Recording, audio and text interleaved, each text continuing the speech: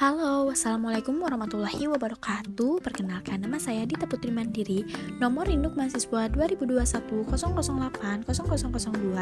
kelas MN21C. Di sini saya akan menjelaskan manajemen kualitas Total Quality Management, di mana dengan dosen pengampu Dr. Kustian Juanda. Masuk ke dalam pengertian TQM, terbangun dari 3 istilah utama. Yang pertama yaitu total, merupakan keseluruhan. Yang kedua, quality, merupakan kualitas. Dan yang ketiga yaitu manajemen atau pengelolaan. Total quality management adalah suatu proses metode kuantitatif dan sumber daya manusia untuk memperbaiki dalam penyediaan bahan baku maupun pelayanan bagi organisasi. Semua proses organisasi pada tingkatan tertentu di mana kebutuhan terpenuhi sekarang dan di masa yang akan datang. Oleh karena itu, TQM pada dasarnya lebih merupakan sikap dan perilaku bagi perusahaan serta merupakan filosofi dalam manajemen kualitas berkaitan dengan filosofi continuous improvement. Artinya, pada dasarnya TQM bukan merupakan suatu program. Budaya yang digunakan dalam melaksanakan TQM. Yang pertama, komunikasi terbuka. Yang kedua, pemberdayaan.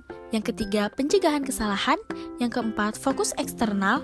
Yang kelima, kesesuaian terhadap kualitas. Yang keenam, perubahan dalam perbaikan secara terus-menerus. Yang ketujuh, hubungan kerjasama. Yang terakhir, penyelesaian masalah hingga akar masalah. 7 elemen penting dalam TQM. Yang pertama, kepemimpinan dan komitmen. Level pimpinan atas to management, middle management, dan low management.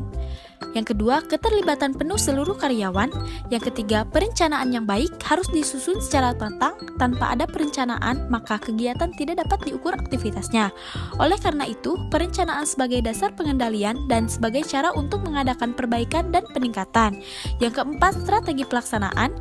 Yang kelima, pengukuran dan evaluasi.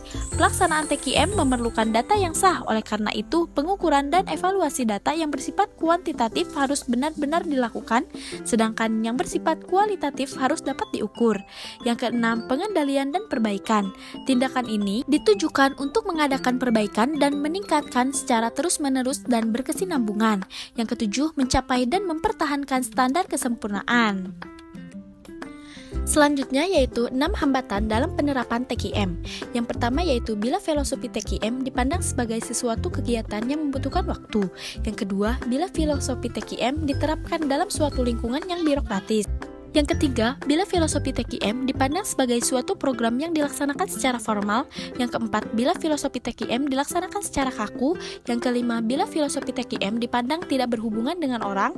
Yang keenam, bila filosofi TQM sebagai hanya dilakukan untuk kelompok ahli atau spesialis. Penerapan TQM.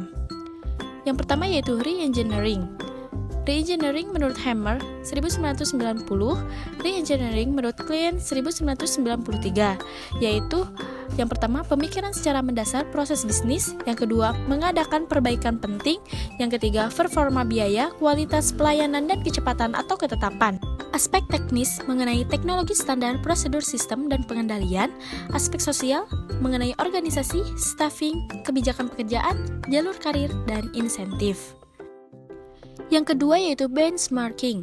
Yang pertama internal benchmarking, yang kedua competitive benchmarking, yang ketiga functional benchmarking, yang keempat generic benchmarking. Tujuannya yaitu untuk mengadakan perubahan dan perbaikan. Yang kedua, untuk mempertahankan dan mengadakan peningkatan jangka panjang dari proses bisnis inti yang menyediakan keunggulan, daya saing yang berkelanjutan. Nah, itulah penjelasan mengenai TQM. Semoga dapat bermanfaat. Wassalamualaikum warahmatullahi wabarakatuh.